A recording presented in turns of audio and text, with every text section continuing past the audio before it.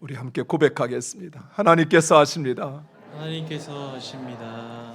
한 번 더 고백하겠습니다. 기대가 됩니다. 기대가 됩니다. 2024년 우리는 이렇게 고백합니다. 우리 서로를 이렇게 축복합니다. 당신은 존귀한 사람입니다. 당신은 존귀한 사람입니다. 우리 성도님들의 기도와 또 여러 가지의 후원과 지원 가운데 동남아 지역 선교 정탐을 은혜 가운데 잘 마치고 돌아왔습니다. 세상 사람들은 집 나가면 고생이라고 합니다. 고국의 귀교에서 금요일 새벽 기도 강단에 이렇게 딱 섰는데 이 자리가 내 자리인 것 같더라고요. 그동안 너무 다른 자리를 제가 다른 자리고 돌아다니고 온 것은 아닌지 하나님 내가 있어야 할 곳, 또 내가 지켜야 할 자리, 그곳이라는 것을 또 깨닫게 해주시는 것 같습니다. 은혜 가운데 잘 마쳤습니다. 하나님 보게 하시고 듣게 하시고 또 마음에 깨닫게 하시고 도전케 하시어서 이제 우리 교회가 또 하나님의 뜻을 이뤄갈 수 있는 귀한 마음의 소원을 하나님께서 저에게 허락해 주셨습니다. 그리고 오늘은 우리 교회가 어버이 주일로 지킵니다. 특별히 자녀된 우리 주일학교 성도 여러분에게 간곡하게 제가 부탁드리길 원합니다. 여러분이 세상에서 잘 되기를 원해서 열심히 공부하고 또 취업을 준비하고 또 승진을 노력하는 것, 그거 정말 중요합니다. 그런데 여러분이 이 땅에서 가장 잘 되는 길을 성경은 우리에게 말씀해 주고 있습니다. 그것은 바로 부모를 공경하는 것입니다. 오늘 우리가 성시 교동문에서 함께 읽었던 마지막 말씀, 부모를 공경하는 자를 하나님은 땅에서 잘 되고 장수케 하시겠다 약속하셨습니다. 자녀된 여러분, 여러분이 정말 땅에서 잘 되기를 원한다면, 여러분이 원하는 뜻을 이루기를 원한다면 여러분이 해야 할 가장 중요한 것, 그것은 바로 부모를 공경하는 것입니다. 그러면 하나님께서 잘 되게 하십니다. 하나님께서 여러분의 생명을 책임져 주시는 것입니다. 그리고 우리 부모된 성도님들에게도 간곡하게 이렇게 부탁드리길 원합니다.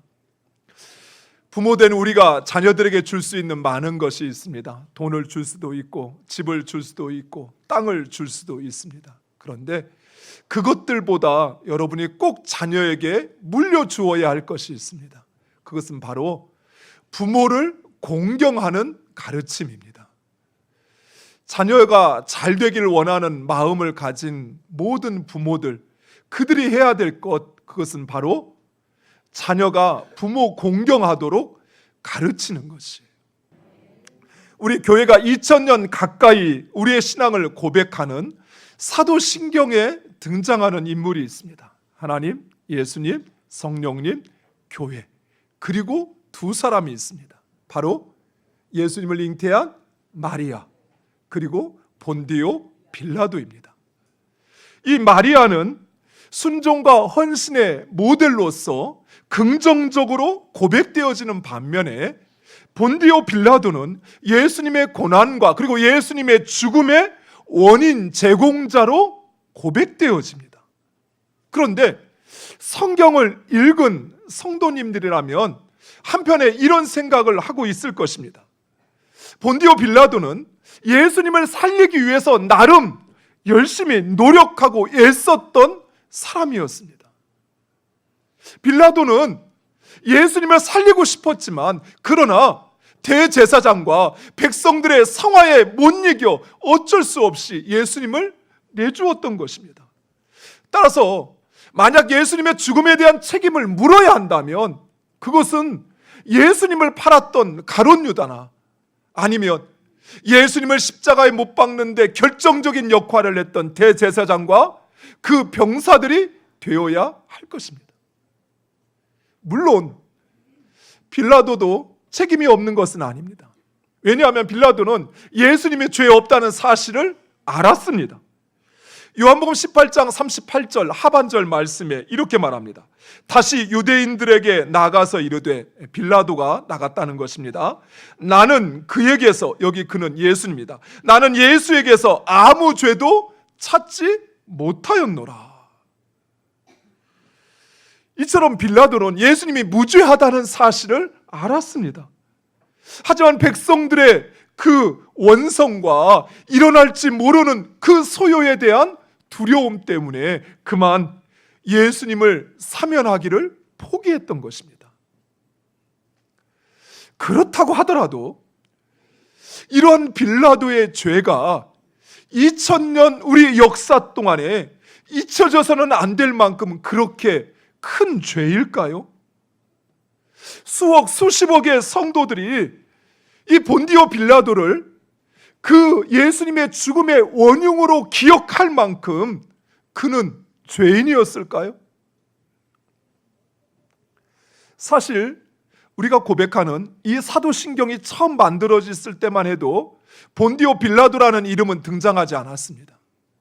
현재 우리가 암송하고 또 고백하는 이 사도신경은 AD 325년 니케아 회의에서 처음 작성된 것입니다. 물론 이전에도 우리의 신앙의 고백이 있었습니다. 하지만 이 종교 회의를 통해서 사도신경이 비로소 그 모습을 갖추게 되는 것입니다. 그런데 이 사도신경에는 본디오 빌라도가 등장하지 않습니다.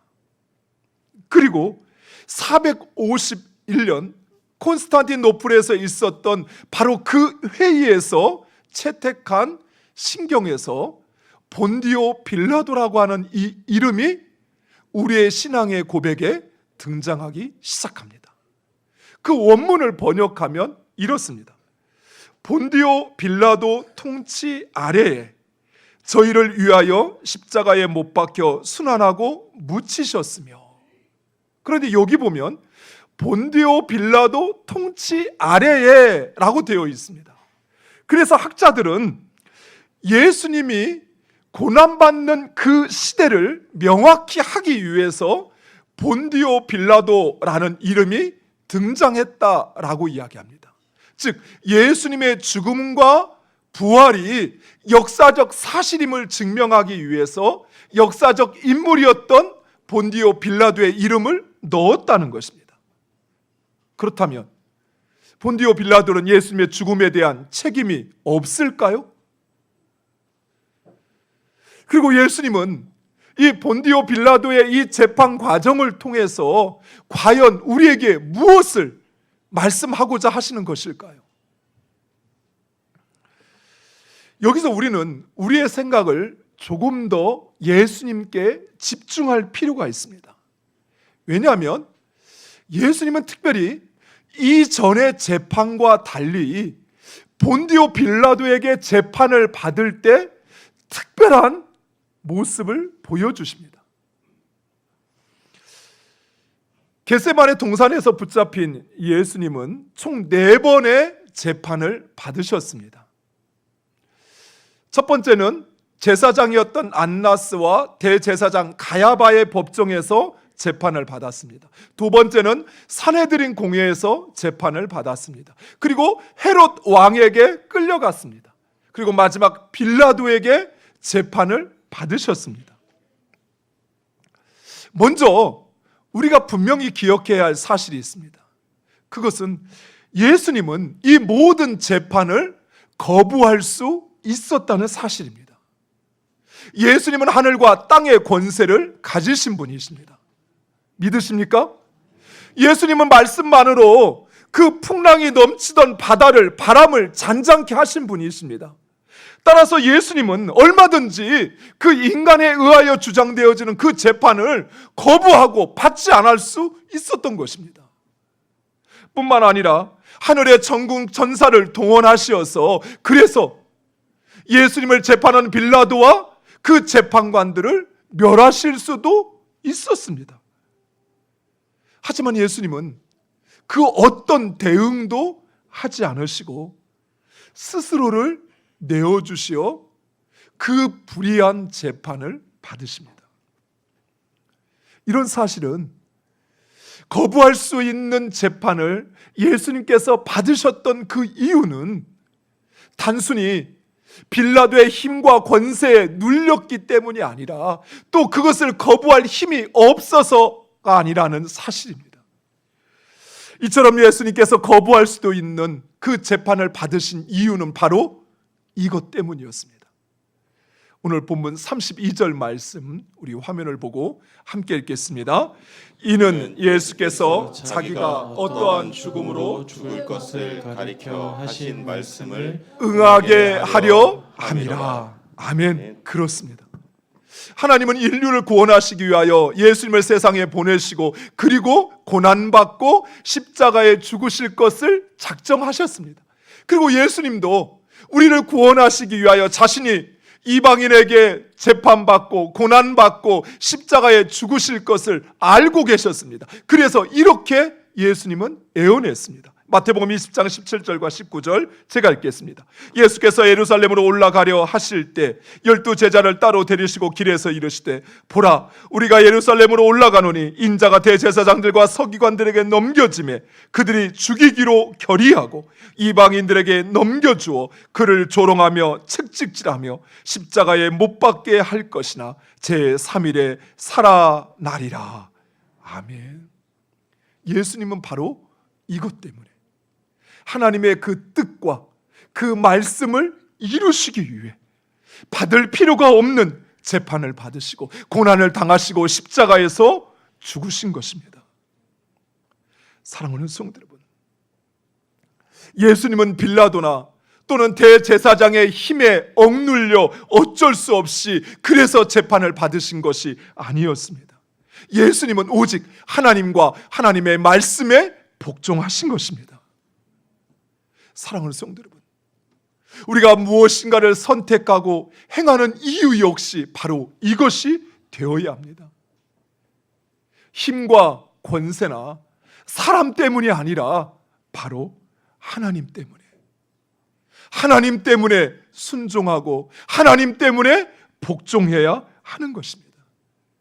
우리의 삶의 이유가 바로 여기에 있습니다. 하나님 때문에 기뻐하고 하나님 때문에 헌신하고 하나님 때문에 사는 것입니다. 하나님 때문에 나의 본능과 욕망을 억제하고 하나님 때문에 복종하는 것입니다. 이번 동남아 선교 정탐 과정 가운데서 만난 현지 사역자들은 저에게는 큰 도전과 감동을 주었습니다. 제가 기회가 있을 때마다 한 분 한 분 소개할 텐데 오늘은 특별히 그 가운데 베트남에서 만났던 복음교회를 목회하고 있는 벨 목사님을 여러분에게 소개하고자 합니다. 지금 여러분이 보시는 바로 화면 왼쪽에 있는 분이 벨 목사님입니다. 이 벨 목사님은 외국에서 유학할 정도로 아주 수재였습니다.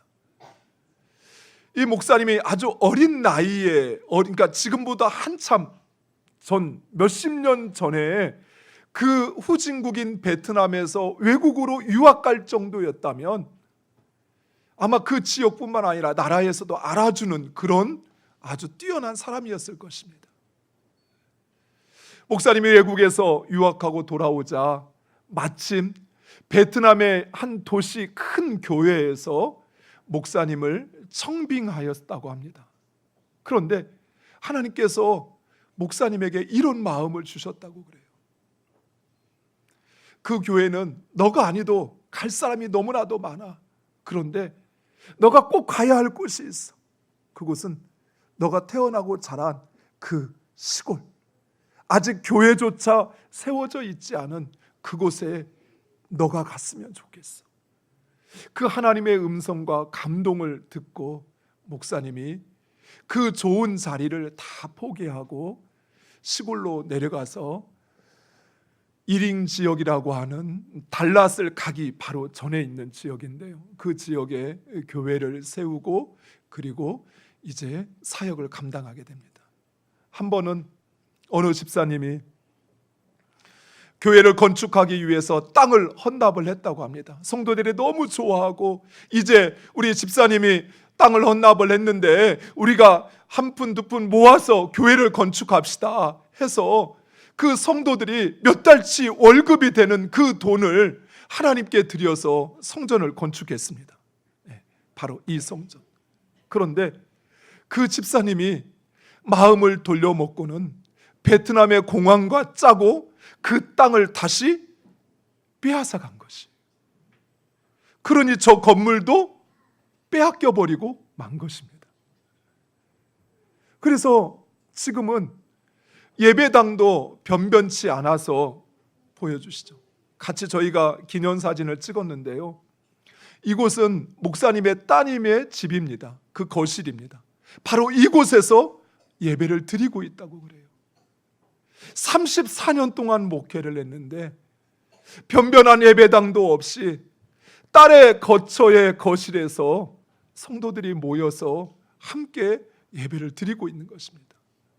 그런데 그 목사님은 지금도 당시 그 주변에 있는 산지 부족들을 찾아다니면서 예수 그리스도를 전하며 저에게 목사님, 이 땅에도 그리스도의 계절이 올 것이라고 하는 그 소망을 이야기하고 있어요.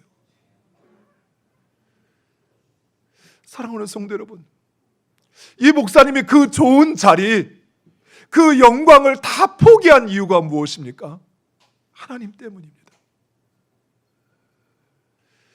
절망할 수밖에 없는 이 상황 속에서 소망을 이야기할 수 있는 이유, 그것은 바로 하나님 때문입니다. 사람은 떠나가고 사람은 배반하고 세상의 모든 영광은 나에게서 떠나갔지만 그러나 하나님은 여전히 나와 함께 하신다는 사실이에요. 사랑하는 성도 여러분, 이처럼 우리가 무엇인가를 막아나고 행하는 이유 역시 오직 하나님 때문이 되어야 합니다. 왜냐하면 그 하나님은 영원하고 신실하신 우리의 영과 육을 책임지시는 우리의 구원자이시기 때문입니다. 무엇보다도 그 하나님은 우리를 사랑하시어서 결코 우리를 포기하지 않으시고 우리를 버리지 않으십니다. 바로 그 하나님 때문에 기뻐하고, 바로 그 하나님 때문에 기대하고 소망하며, 바로 그 하나님 때문에 다시 일어서는 여러분 되시기를 간절히 축원드립니다. 두 번째로 달라진 예수님의 태도입니다. 이전 산헤드린 공회나 가야바 법정에서 예수님은 거의 침묵으로 일관하셨습니다. 그런데 이 빌라도의 법정에서는 예수님은 너무나도 적극적으로 자신을 변호하십니다. 34절 말씀에 빌라도가 내가 유대인의 왕이냐라고 묻자 예수님은 네가 지금 묻는 것이 사람들의 말 때문이냐 아니면 진정 알고 싶어서 묻느냐라고 말씀하신 이후에 하나님의 나라와 그리고 자신이 그 나라의 왕이라는 사실을 빌라도에게 선포하십니다. 우리 성경에는 빌라도와 예수님의 대화가 아주 짧게 기록되어 있지만 성경을 자세히 보시면 빌라도와 예수님의 대화는 장장 5시간 동안 지속되었습니다. 끊임없이 빌라도가 묻고 예수님이 답하고, 그리고 빌라도에게 예수님이 자신의 사명과 그리고 자신의 죽음과 그리고 다음을 말씀하셨던 것이죠.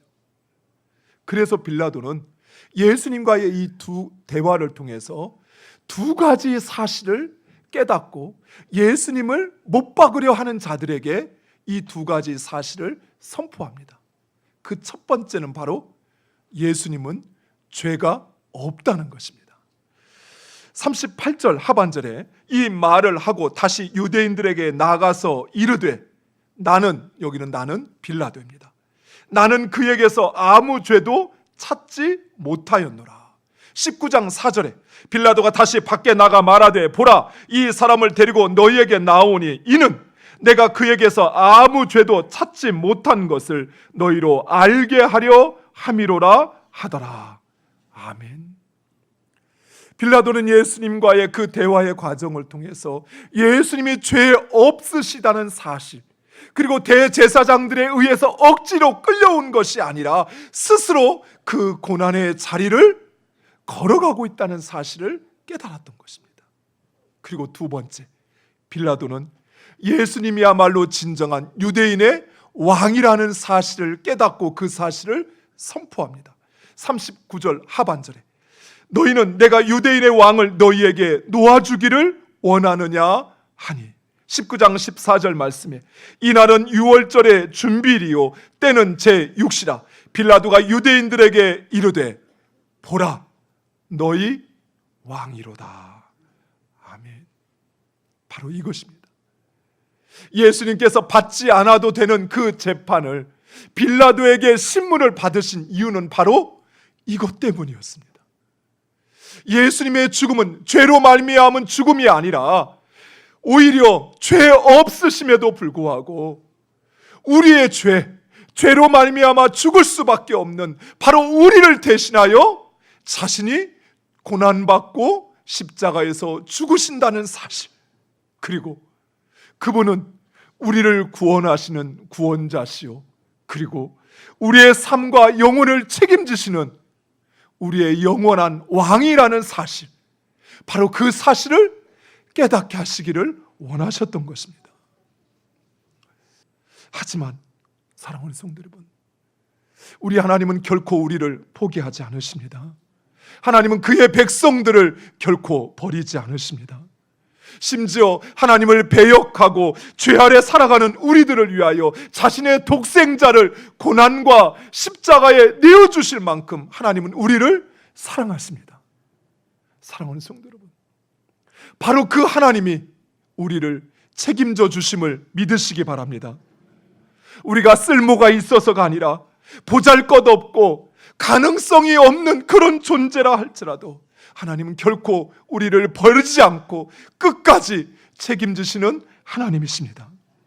그리고 그 하나님은 그 하나님과 하나님의 뜻에 순종하는 자들을 통해서 오늘도 일하시고 역사하십니다. 사랑하는 성도 여러분, 오늘날 사람들은 우리의 상황이 너무나도 어렵다고 절망스럽다고 이야기합니다. 우리 젊은이들 취업하는 거 너무나도 힘들고 또 취업해서 직장 생활하는 것도 정말 힘들다고 이야기합니다. 그래서 사람들은 절망하고 현실 속에서 어떤 희망도 바라보지 못합니다. 그러나 사랑하는 성도 여러분, 우리 하나님은 그 상황을 보시는 것이 아니라 우리의 중심, 우리의 마음을 보십니다. 하나님은 복종하는 그 한 사람, 하나님 때문에 기뻐하고 하나님 때문에 헌신하고 하나님 때문에 사는 그 한 사람, 바로 그 한 사람을 통하여 여러분을, 여러분의 가정을, 우리 교회를, 그리고 이 지역을, 이 민족을, 열방을 변화시켜 가실 것입니다. 사랑하는 성도 여러분, 여러분이 바로 그 한 사람이 되시기를 간절히 축원드립니다. 오직 하나님 때문에 나에게는 아무런 유익이 없고 나에게는 그 어떤 영광도 없지만 오직 하나님 때문에 복종하고 하나님 때문에 헌신하고 순종하는 여러분 되시기를 간절히 축원드립니다. 기도하겠습니다.